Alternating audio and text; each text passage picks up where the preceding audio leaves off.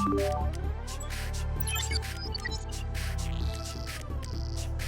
afternoon. Now it's another topic to discuss about on how we do philosophize or methods of philosophizing. To proceed with, let me share to you the uh, poem written by John Godfrey Saxe. So it is actually an Indian classic legend entitled The Six Blind Men and the Elephant. These six blind men were very much inclined into learning, that they went to the elephant to understand actually what it is. Although they were blind, they have to see it each by observation to satisfy their mind. The first blind man approached the elephant and then happening to fall on the starry side. And so he observed and described and said that the elephant is very like a wall. The second blind man was in holding the trunk, the tusk. Okay, holding the tusk that he explained the elephant being a spear, for he observed a hard, long, and sharp tusk of the elephant. The third one was in the trunk, was on the trunk, that he observed and explained that the elephant is very like a snake. Okay, the fourth one was on the eager hand fell about onto the knee. And then he explained that the elephant is very like a tree. The fifth one chanced to touch the ear. So that's how he explained the elephant is very like a fan. Okay. So the sixth blind man sooner had begun about to beast to grow, and then ceasing and swinging tail, what he felt then explained that the elephant is very like a rope. These six men of Hindustan disputed loud and long, each in his own opinion, exceeded steep and strong, through each was partly in the right, but them all of them were wrong. They say that the philosopher's way of thinking can be unobstructive. So this means that we need to get in a higher level in our everyday thinking, that we need to see the bird's eye view of the whole thing to be able to understand it. Unlike what happened with these six men of Hindustan, like the elephant, they have the different parts that may be seen in separate of different from each other. Only then the blind men were able to learn and perceive the elephant if they can picture it as a whole, to appreciate how each part that makes up the whole thing. So not one of them or not one of the blind men were able to come close to the truth or give the correct answer, but they were actually far from the truth. So what does this teaches us in applications of philosophy? We come closer to the truth about a thing or someone when we look at the thing or person from a various perspective. So in philosophy, we need to apply the holistic approach. Okay. In the matters of utility, methodologies to eliminate any practical problem or abstract idea. So we don't easily believe right away. Okay? We tend to investigate.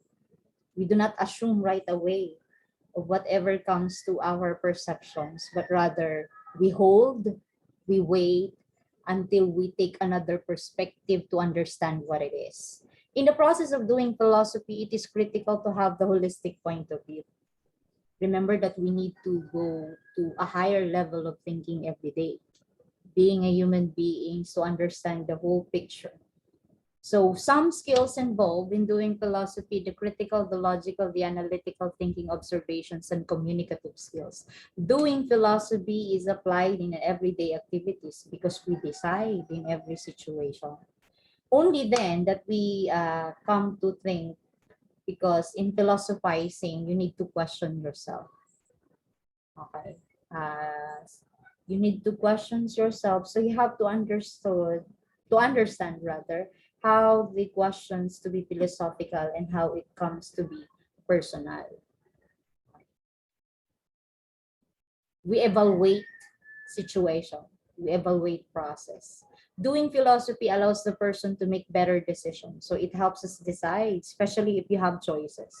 You have to think, when I choose this one, what could be the outcome? What would be the result? Okay. Doing philosophy directs how a person will perceive factors in life and how they will be faced. Philosophy can be described as either body of knowledge or an intellectual activity. So it is different from just merely mental process. You know, when we say mental process, you imagine. When you do daydream, that's a mental process. When you memorize a poem, that's a mental process. But that does not necessarily mean you're already philosophizing. It is an intellectual activity, but you do reflection. Okay, and there's other processes involved. Philosophy applied to human experience in everyday life that denotes the use of philosophy as an intellectual activity. As I've said before, when you have this set of beliefs and values that you have established in your life, and you come to a certain situation to be able to evaluate the process, you get these established beliefs to weigh in the situation to be able to decide. Also known as philosophy in life. So there should be an established philosophy in life that you apply. Okay, you put into practice, you put into action. This concept is important because it serves as a guiding principles on how one ought to live a life. So you need to ask yourself what principles or what philosophy in life you apply. Philosophical reflection is the process by which a person undergoes reflective state. When we say philosophical reflection, you give time into thinking by questioning what is the purpose in life. Okay, you try to understand the situation and you do the deep thinking process. You evaluate the experiences before making any related actions. Philosophical reflection is very important because it enables the thought to be looked into a using deeper holistic perspective. When we say doing philosophy and understanding it, we need to engage ourselves. And how does that happen? You entails by opening yourself up to the experience of questioning your own established belief. And you are looking with the mind beyond your senses. So if philosophy has a basic requirement, that is to free ourselves and the courage, to have the courage to break down the partial perspective and then be able to have a glimpse of the broader truth. Doing philosophy entails the holistic rather than the partial perspective. Because with the holistic perspective, we are able to see the connectedness of the parts of each situation we are into to actually have and see the meaningful whole. So having a glimpse of the whole uh, picture allows us to see the meaning of the activities that we do every day. We have what if we have our goal in life, so we tend to see the whole picture. Then only it is in a future based time. But then you would understand that the present time and the actions that you are doing connects to the big pictures that you see as your goal to achieve then in the future. So it applies deeper holistic perspective. Philosophical method of inquiry.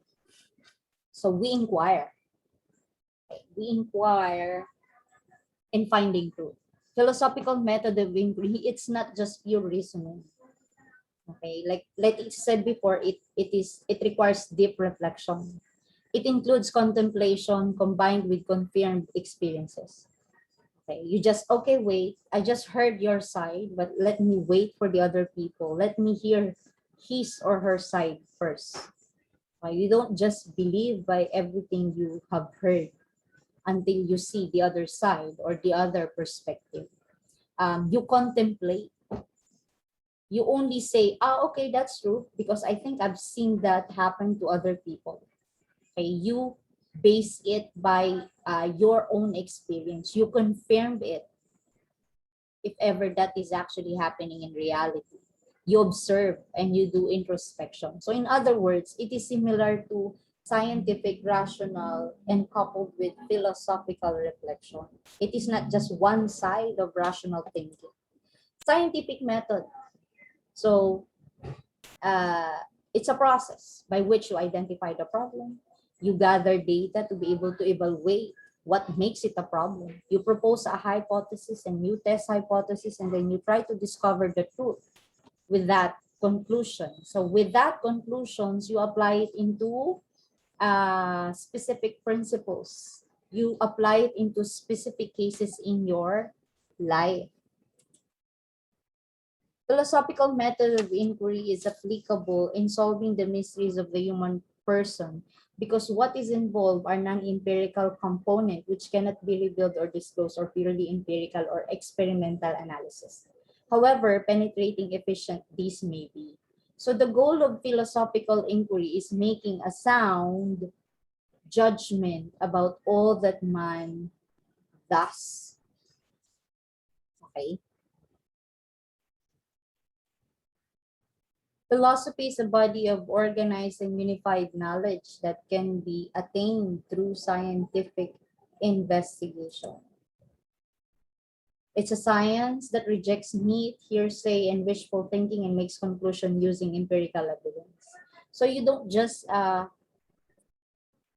easily believe. You sometimes ask, okay, may scientific explanation ba yan? May scientific basis ba yan? You always base it whether there's an actually a written explanation on it, or there are people who already explained about that theory or that concept. Philosophy is a dedicated search for meaning. Once it is started, it consumes the whole person, his attention, concentration, interest, and effort. Remember what I have explained to you about the cell phone, which is already part of your system because it is already understood the basic necessity. Cell phone is the last thing you hold on to when you go to sleep, and the first thing that you are to touch, of course, or get to look at in the morning. So it's already part of your system. But if one day you don't see your cell phone, then you won't get it easy in a day. So hindi ka magiging at ease. You will not be at ease then. Okay? So that makes you to make all the efforts, search everything to be able to find that cell phone. So that is an analogy in explanations of finding truth, that it consumes our attention, our concentration, our interest, and effort. That we search, that we read, that we observe, that we reflect, and that we write. And that we are never let up. We never let up until the answer is found, or until a conviction is reached. That's for the moment, at least, that you have found the best possible, although still imperfect, solution. So the method of philosophical investigation is a rational reflection. Example, all human beings are mortal. But the president of the Philippines is a human being. Therefore, the president of the Philippines is mortal.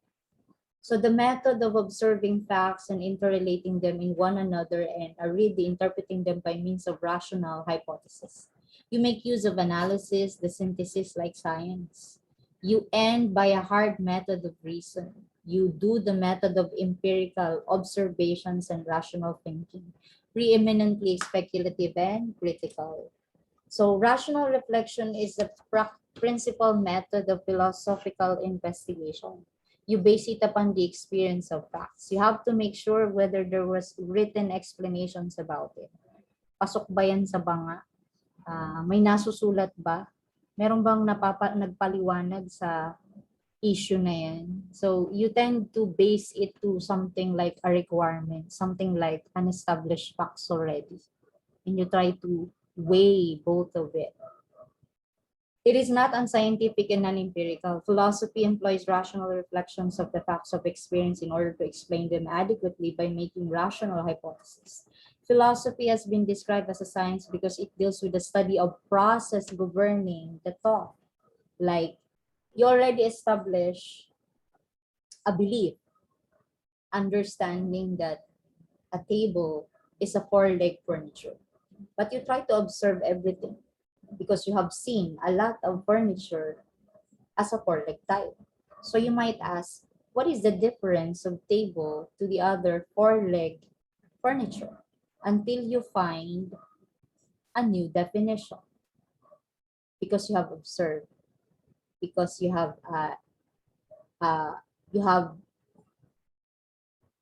governed, you are governed by the thought that there are other furnitures that is four-leg too, but you are trying to get the correct definitions to it. So a table is a four-leg furniture made up of wood and has a flat surface.